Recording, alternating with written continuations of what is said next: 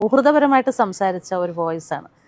അതിൽ അതിൻ്റെ ആ ഒരു പോർഷൻ മാത്രം വിട്ട്, അതായത് PR വർക്ക് വഴി അത് ലോകം മുഴുവനും എത്തിക്കണമെന്നുള്ള അംഗമാണ്, ജനപ്രതിനിധി കൂടിയാണ്. അദ്ദേഹം വിശ്വാസപൂർവ്വം സംസാരിച്ച ഒരു വോയിസ് ക്ലിപ്പ് പുറത്തു വന്നിരിക്കുകയാണ്. വലിയ ചതിയാണത്, വിശ്വാസവഞ്ചനയാണ്, അതൊരു ക്രൈമാണ്. അത് വളരെ മോശമായിപ്പോയി. ഏറ്റവും അടുത്ത സുഹൃത്ത് വിശ്വാസത്തോടു കൂടി സംസാരിച്ച വോയിസ്, അത് ഒരു PR വർക്കിലൂടെയാണ്. അത് അവർ തന്നെ, അത് ഒരു വാട്സപ്പ് കോളാണ്, അത് വേറൊരു ഫോൺ വെച്ച് റെക്കോർഡ് ചെയ്തിട്ട് അത് പുറത്ത് വിടുക എന്ന് പറയുമ്പം, അങ്ങനെയുള്ള നമ്മുടെ അംഗമായ ഒരാളാണ്, അമ്മയിലെ നമ്മളിപ്പോൾ അഭിമാനത്തോടുകൂടെ കാണുന്ന ഒരാളാണ്, ഒരു MLA ആണ്. അദ്ദേഹം വിജയകരമായിട്ട് വൻ ഭൂരിപക്ഷത്തിൽ ജയിച്ചു വന്നതാണ്. അപ്പോൾ നമുക്ക് അഭിമാനമല്ലേ നമ്മളിലൊരാൾ അങ്ങനെ ജനപ്രതിനിധിയായിട്ട് വരുന്നത്.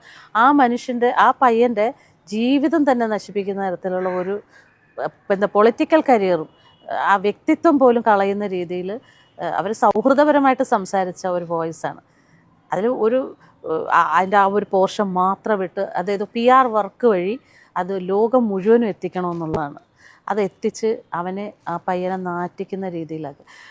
എന്നിട്ടും നമ്മുടെ അമ്മയിലെ അംഗങ്ങൾ എന്തുകൊണ്ടാണ് പ്രതികരിക്കാത്തതെന്നാണ് ഞാൻ ആലോചിക്കുന്നത്. പ്രതികരിക്കണ്ടേ? പിഷാരടിക്ക് ഏറ്റ ഈ ഒരു അപമാനത്തിന് അങ്ങനെ നമ്മുടെ ഇപ്പോഴും രാജിവെച്ചില്ല, എനിക്ക് ആ സ്ഥാനം വേണമെന്നും പറഞ്ഞുകൊണ്ട് തൂങ്ങിപ്പിടിച്ച് കിടക്കുന്ന ആ വ്യക്തിയെ ശരിക്കുമുള്ള ക്രൂരമായ ഒരു അജണ്ട, ഓരോ അജണ്ട അവരുടെ ക്രൂരമായ അജണ്ടകളാണ്. അതെന്താണെന്ന് വ്യക്തമായ സ്ഥിതിക്ക് ഈ അമ്മയിലെ അംഗങ്ങൾ മിണ്ടാതിരിക്കുന്ന എന്താണ് ബാക്കിയുള്ളവർ? പിഷാരടിക്ക് ഒരു ഐക്യദാർഢ്യം പ്രഖ്യാപിക്കണ്ടേ? ഞങ്ങളുടെ കൂടെയുള്ള അംഗമാണ്, ഞങ്ങളുടെ സഹോദരനെ പോലെയുള്ള ഒരാളാണ്, അയാൾക്കെതിരെ ഇത്രയും വലിയ വിശ്വാസവഞ്ചന ചെയ്തതിന് പ്രതിഷേധിക്കണ്ടേ? പബ്ലിക്കായിട്ട് പ്രതിഷേധിക്കണം.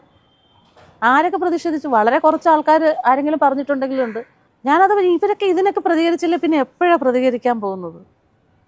ഇന്ന് പിഷാരടിയാണെങ്കിൽ നാളെ വേറൊരാൾക്കായിരിക്കും. വളരെ വലിയ വിശ്വാസവഞ്ചനയാണ് ശ്വേതയെ കാണിച്ചിരിക്കുന്നത്. ഒരിക്കലും അത് ചെയ്യാൻ പാടില്ലായിരുന്നു.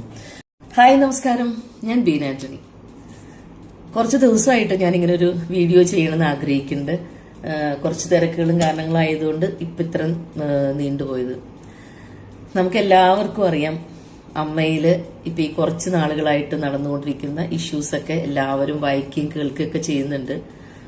നിങ്ങളൊക്കെ പറയുന്നുണ്ടാവും, അമ്മയിലെ കാര്യങ്ങൾക്ക് ഞങ്ങൾക്ക് എന്താണ്, ഞങ്ങളെ എങ്ങനെ ബാധിക്കുന്നു എന്ന് പബ്ലിക്കിനും ചോദിക്കാം. പക്ഷെ അമ്മ എന്നൊരു സംഘടന എന്ന് പറഞ്ഞാൽ ഞങ്ങളെയൊക്കെ സംബന്ധിച്ചിടത്തോളം, ഈ കലാകാരന്മാരെ സംബന്ധിച്ചിടത്തോളം ഞങ്ങൾ ഏറ്റവും പ്രിയപ്പെട്ടത്, ഞങ്ങളുടെ നെഞ്ചോട് ചേർത്ത് പിടിച്ചു വെച്ചിരിക്കുന്ന ഒരു സംഘടന തന്നെയാണ് എത്രയോ വർഷങ്ങളായിട്ട്. അപ്പൊ അതിലൊരു അതിന്റെ ഇടയിൽ കുറെ പ്രശ്നങ്ങൾ ഉണ്ടാവുക, അതൊരു എല്ലാവരും അങ്ങോട്ടും ഇങ്ങോട്ടും ഒരു ഒത്തൊരുമയില്ലാതെ പ്രശ്നങ്ങൾ ഉണ്ടാവുക എന്ന് പറയുമ്പോൾ അത് നമ്മളെല്ലാവരെയും ബാധിക്കുന്ന ഒരു കാര്യമാണ്. മാനസികമായിട്ട് ഞങ്ങൾക്ക് എല്ലാവർക്കും നല്ല വിഷമത്തിലാണ്.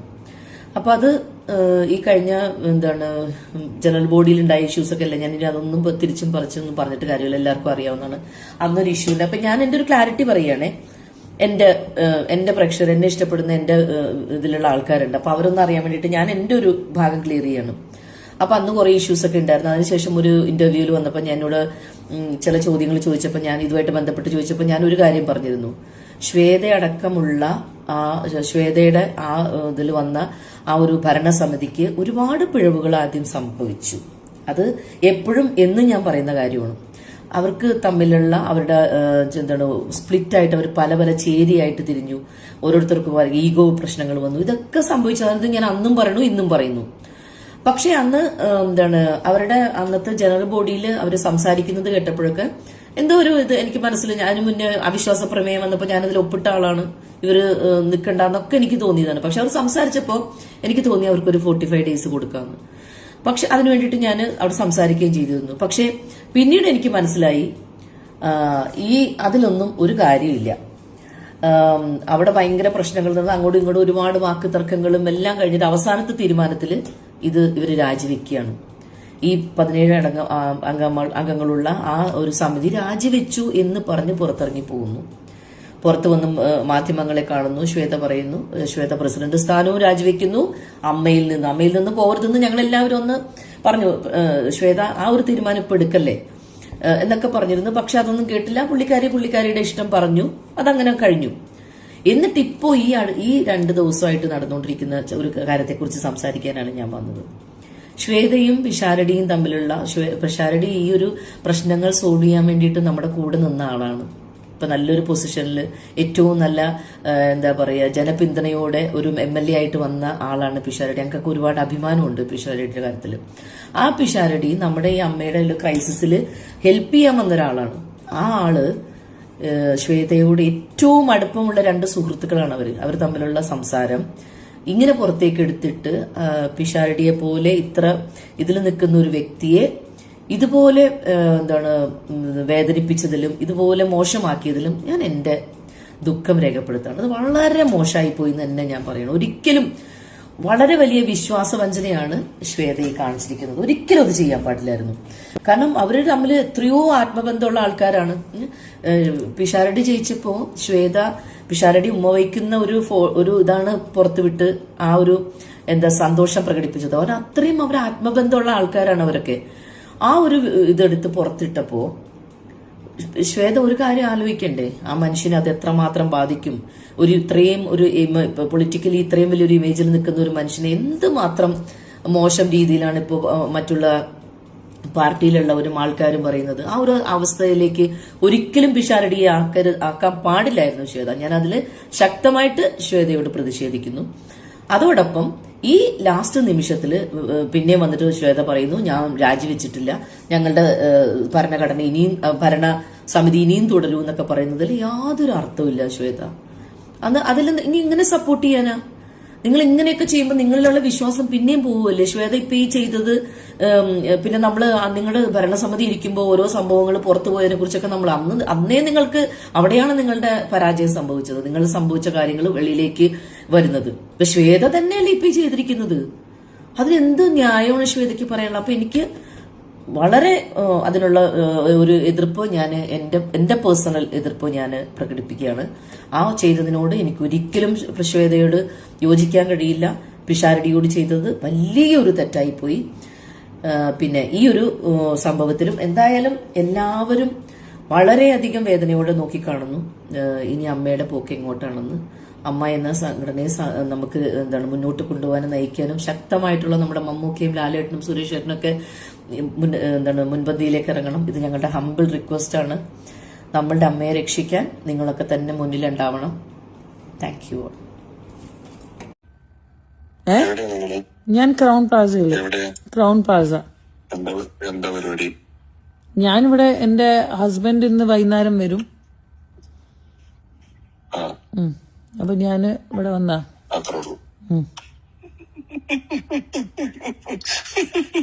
ഹലോ, എന്തേ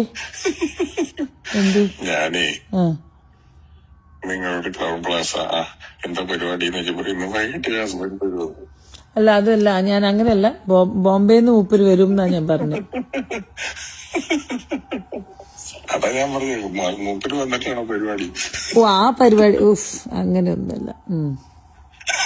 അല്ലേ, ഞാനത് കൂട്ടി വായിക്കാം. നിങ്ങളോട് ചോദിച്ചു എന്താ ഇന്ന് പരിപാടി? ഇന്ന് വൈകിട്ട് ഹസ്ബൻഡ് വരും. ഞാൻ ഭയങ്കര സ്ട്രേറ്റ് ഫോർവേഡ് ആയ ഒരു വ്യക്തിയാണ്. അതാണ് എന്റെ ഏറ്റവും വലിയ പ്രശ്നം. എനിക്ക് ഇങ്ങനത്തെ ഒരു കാര്യങ്ങളും അറിയാത്ത ഒരു കാര്യ. അതാണ്. അല്ല, ഹസ്ബൻഡ് വന്നു പോട്ടല്ല. You just push, I want you people to give me the. ശരി, ഓക്കെ. പിന്നെ എവിടുന്നാണ് ഈ BJPന്റെ ഒരു ഇത്? സത്യം പറഞ്ഞ ആദ്യമായിട്ട് നിങ്ങൾ എന്നോട് ആ ദിവസം നമ്മളുടെ തിരുവല്ല പ്രോഗ്രാമിൽ പറഞ്ഞപ്പോ ഞാൻ ഓർമ്മല്ലേ നിങ്ങൾ പറഞ്ഞത്? അന്ന് ഞാൻ പറഞ്ഞതാണ്, പിഷു ഞാൻ BJP ഒന്നും അല്ല. ഇത് എവിടുന്നാണ് ഈ BJP വന്ന്? ഇപ്പൊ ഞാൻ പറയാ കോൺഗ്രസിലെങ്കിലും എന്നെ മിനിസ്റ്റർ ബാബുരാജിനോട് ഞാൻ ചോദിച്ചത്, ഞാൻ ബാബുരാജിനോട് ചോദിച്ചു, നിങ്ങൾ എന്തിനാണ് അവര് BJPക്ക് ആളെ കൊടുക്കുന്നു എന്ന് പറഞ്ഞത്? ഇപ്പൊ ബാബുരാജ് എന്നോട് പറഞ്ഞു ഞാൻ അങ്ങനെ പറഞ്ഞിട്ടില്ല. ഞാൻ ചോദിച്ചു എന്റെ വീഡിയോ അയച്ചുതരാം. അങ്ങനെ ആരോപണമുണ്ടല്ലോ ആണ് ഞാൻ പറഞ്ഞത്. ഞാൻ 1 കോടി എടുത്തിട്ടുണ്ട്, കാൻഡിഡേറ്റ്സ് കൊടുക്കാൻ വേണ്ടി എന്ന് നിങ്ങൾക്കെതിരെ ആരോപണം ഉണ്ടെന്ന് പുള്ളി പറഞ്ഞു എന്നാ പുള്ളി പറയുന്നത്. ഏയ് ആരോപണം പറഞ്ഞാൽ എന്ത് പറഞ്ഞ അങ്ങനത്തെ ഒരു കാര്യം പറയണെങ്കിൽ പൊതുവേദിയിൽ അങ്ങനെ പറയണമെങ്കിൽ അത് പ്രൂഫ് ഇല്ലാതെ ഞാൻ അതാ പറഞ്ഞ I will see you in the court. ഞാൻ പറഞ്ഞ അന്ന് ഞാൻ ജനറൽ ബോഡി ആരോപണം പറയാൻ പ്രൂഫ് വേണ്ട. നമ്മുടെ ലോയിൽ ആരോപണം പറയാൻ പ്രൂഫ് വേണ്ട. നോ പക്ഷെ ആള് എന്നെ പേഴ്സണലി പറയണതും പൊതുവേദിയിലും പറയണതും പൊതുവേദിയിൽ പറയാനും പ്രൂഫ് വേണ്ട. അതെ ഓക്കെ ഫൈൻ. അല്ലെങ്കിൽ ഇപ്പോ വിഴിഞ്ഞം തുറമുഖത്തിൽ ഉമ്മൻചാണ്ടിക്ക് 6000 കോടിയുടെ അഴിമതി ഉണ്ട് എന്ന് പിണറായി വിജയൻ പറഞ്ഞു. പൊതുവായിട്ട് പത്രസമ്മേളനം വിളിച്ച് പറയാണ് ഇതൊരു ആരോപണമാണ്. ആരോപണത്തിന് പ്രൂഫ് വേണ്ട. നമ്മുടെ കോൺസ്റ്റിറ്റ്യൂഷനിൽ ഇത് ഉമ്മൻചാണ്ടി 6000 കോടി പറ്റിച്ചു, മറ്റേത് നമ്മൾ എന്ത് സാധനം ചെയ്താലും അവര് മുഴുവൻ അഴിമതിയാണ്, പൊളിറ്റിക്സിൽ അങ്ങനെ പറയുമല്ലോ. അപ്പൊ ആ നിയമം വെച്ചിട്ട് നമ്മൾക്ക് ഒരാൾക്കെതിരെ ഒരു ആരോപണം ഉന്നയിക്കാൻ പ്രൂഫ് വേണ്ട. ആരോപണം തെളിയിക്കാനാണ് പ്രൂഫ് വേണ്ടത്. നിങ്ങൾ തെളിയിച്ചോ, ഞാൻ മേടിച്ചിട്ടുണ്ടെങ്കിൽ തെളിയിച്ചോളൂ. അല്ല അത് ഞാൻ പറഞ്ഞു I C U in the court. അതന്നെ ഞാൻ പറഞ്ഞു തെളിയിച്ചോട്ടെ, ആള് തെളിയിക്കട്ടെ. അതേ നമുക്ക് ചെയ്യാൻ പറ്റുള്ളൂ. അപ്പൊ ബാബുരാജന്റെ വാദം, ബാബുരാജനോട് പറഞ്ഞു എനിക്കെതിരെ ഒന്നുമില്ല, ഞാൻ ആരോപണം പറഞ്ഞിട്ടുള്ളൂ. അത് കഴിഞ്ഞ് മൂപ്പര് ടിനി ടോമിനോട് പറഞ്ഞു ഇത് ശ്വേത മേനനല്ല നമ്മളുടെ ഉന്നമായിരുന്നത്, നമ്മളുടെ ഉന്നമായിരുന്നു കുക്കു. എവിടെങ്കിലും കുക്കു എന്ന വ്യക്തിനെ ഇവരാരെങ്കിലും I doubt and I seriously believe that she was part of the crime to sabotage our committee. അത് ഞാനല്ല, ജോയേട്ടനോട് ചോദിച്ചോളൂ, ഏത് നമ്മളുടെ കമ്മിറ്റി മെമ്പേഴ്സിനോട് തന്നെ ചോദിച്ചോളൂ. ടുഡേ ഐ ആം ടെലിംഗ്, ഞാൻ വിചാരിച്ച പോലെ ഒന്നും പെർഫോം ചെയ്യാത്ത ഒരാളാണ്. അല്ല അത് പെർഫോമൻസ് അല്ല ഞാൻ പറഞ്ഞു.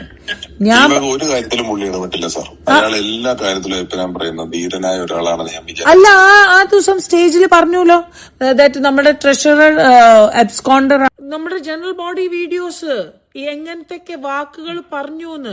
ഒരു സ്ത്രീ തനിച്ചൊരു സ്റ്റേജിൽ 6-7 മണിക്കൂർ ഈ മറ്റേ നമ്മളെ അശ്ലീല വാക്കുകൾ ബാബുരാജ്, ഇടവേള ബാബുവും സിദ്ദിഖയും മറ്റേ സുരേഷ് കൃഷ്ണയും മറ്റേ സാദിക്ക, പിന്നെ ഞാൻ പറഞ്ഞുതരാം അപ്പ ഹാജ, പിന്നെ മജീദ് ക, പിന്നെ ആരാണ് മാല പാർവതി, മായ വിശ്വനാഥ്, എല്ലാരും പറയണ കാര്യങ്ങളെല്ലാം അത്ര ക്ലിയർ ആയ ഓഡിയോസും വീഡിയോസും ഉണ്ട് എന്റെ അടുത്ത്.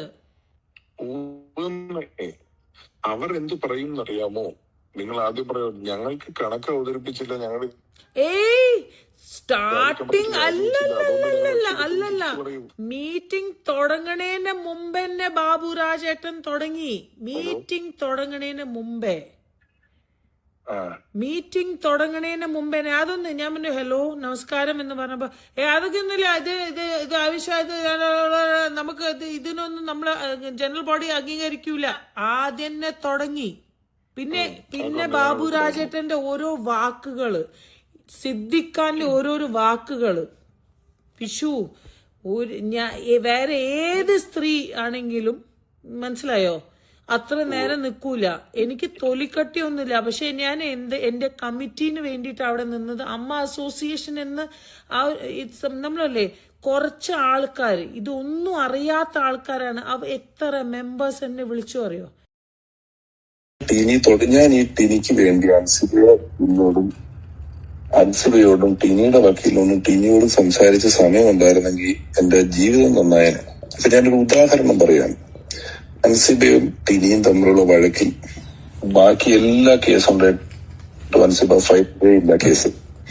എന്നിട്ട് ഈ ഒരൊറ്റ കാര്യം ഞാൻ പറഞ്ഞു എന്നൊരൊറ്റ കാര്യം കൊണ്ട് അൻസിബ ഫയൽ ചെയ്തില്ല. അവസാനം നാളെ കോടതിയിൽ ഹാജരാകണം എന്നുള്ള ദിവസമായി വക്കീല്. കേൾക്കുന്നുണ്ടോ? അങ്ങനെ വക്കീലിന്റെ ദിവസം ഞാൻ അൻസിബയുടെ വക്കീലിനെ വിളിച്ചു. പറഞ്ഞോന്നറിയില്ല. അൻസിബയുടെ വക്കീലിനെ വിളിച്ച് സംസാരിച്ചപ്പോ ഞാൻ പറഞ്ഞു, ചേട്ടാ ഇതൊരു ഓവർ ഹിയറിംഗ് കേസാണല്ലോ, നാളെ ഒരു 4 കൊല്ലം കഴിഞ്ഞിട്ട് ടിനി ടോം ഇങ്ങനെ ടിനി ടോമിനെതിരെ തെളിവില്ല എന്നും പറഞ്ഞ് ഈ ടിനി ടോമിനെ വെറുതെ വിട്ടാൽ അന്ന് ഈ അൻസിബ 4 കൂലിന്ന് ചോദിച്ചു. ഇയാളൊറ്റ ഷൗട്ട് ചെയ്തു, നിങ്ങൾ 4 കൊല്ലം കഴിഞ്ഞാൽ ഞാൻ ഈ കേസ് തോറ്റു പോകുമ്പോൾ നിങ്ങൾ എന്ത് ന്യായം വെച്ചാൽ ഐ ഹാവ് ദ പ്രൂഫ്, നിങ്ങൾക്ക് എന്ത് ലോ അറിയാം, അങ്ങനെ ഇങ്ങനെ ഞാൻ കുറെ നേരം ഉണ്ടായിരുന്നിട്ട് ഞാൻ ചോദിച്ചു, ചേട്ടാ ഒരു കോർട്ടിലെ കേസ് എന്നുള്ള നിലയിൽ 1% ചാൻസ് ഉണ്ടാക്കി തരാൻ പറ്റുമല്ലേ നോക്കാൻ? അതുണ്ട്. ഞാൻ പറഞ്ഞു മതി, ആ 1% സംഭവിക്കുന്നെങ്കിൽ നിങ്ങൾ എന്ത് ചെയ്യുമെന്ന് ചോദിച്ചു. അത് കഴിഞ്ഞിട്ട് ഞാൻ ടിനിയുടെ വക്കീലിനെ വിളിച്ചു. ടിനി എന്നോട് ഒത്തുതീർപ്പാക്കണം എന്ന് കരഞ്ഞ് ടിനിയുടെ ഭാര്യ വിളിച്ച് കരഞ്ഞിട്ടാണ് ഞാൻ ടിനിയുടെ വക്കീലിനെ വിളിക്കുന്നത്. ടിനി ഫോൺ കോളിലാണ്. ടിനിയുടെ വക്കീലിനെ വിളിച്ചിട്ട് ഞാൻ പറഞ്ഞു, അൻസിബയുടെ വക്കീലിനോട് ഞാൻ സംസാരിച്ചു, ഇവർ ഒത്തുതീർപ്പാക്കാൻ റെഡിയാണ് പറഞ്ഞപ്പോ ടിനിയുടെ വക്കീൽ പറഞ്ഞു, അൻസിബ നീ മേലാൽ എവിടെയും ടിനി ടോമിനെ പറ്റി ഞാൻ അനാവശ്യം പറയില്ല എന്ന് എഴുതി ഒപ്പിട്ട് കൊടുക്കണമെന്ന്. നടക്കുന്ന കാര്യമാണേ. അൻസിബ ടിനി മാപ്പ് പറയണമെന്ന് പറഞ്ഞപ്പോ ഞാൻ അൻസിബയോട് പറഞ്ഞു, ടിനി മാപ്പ് പറയില്ല, പറഞ്ഞ അവൻ ചെയ്തു എന്നായി പോകും. ഇത് അറിയാണ്ട് എനിക്ക്, കാരണം ടിനി പബ്ലിക്കായിട്ട് മാപ്പ് പറയണമെന്ന് എന്നോട് അൻസിബ പറഞ്ഞപ്പോ ഞാൻ അൻസിബയോട് പറഞ്ഞു, അൻസിബ അങ്ങനെ പറയരുത്, അങ്ങനെ പറഞ്ഞാൽ അവൻ ചെയ്തു എന്ന അർത്ഥം. അങ്ങനെ ചെയ്തു എന്നാണെങ്കിൽ പിന്നെ അൻസിബയ്ക്ക് കേസില്ലെങ്കിൽ പോലും ഈ സമൂഹത്തിൽ മതസ്പർദ്ധ വളർത്താൻ നോക്കിയെന്നും പറഞ്ഞ് ആർക്കും വേണേ കേസെടുക്കാൻ പറ്റും ഇതിനെതിരെ, സ്വമേധയാ കേസെടുക്കാം. അപ്പൊ അതുകൊണ്ട് അവൻ അത് പറയില്ല എന്ന് ഞാൻ പറഞ്ഞ ഈ കഥ ടിനിക്കറിയാം.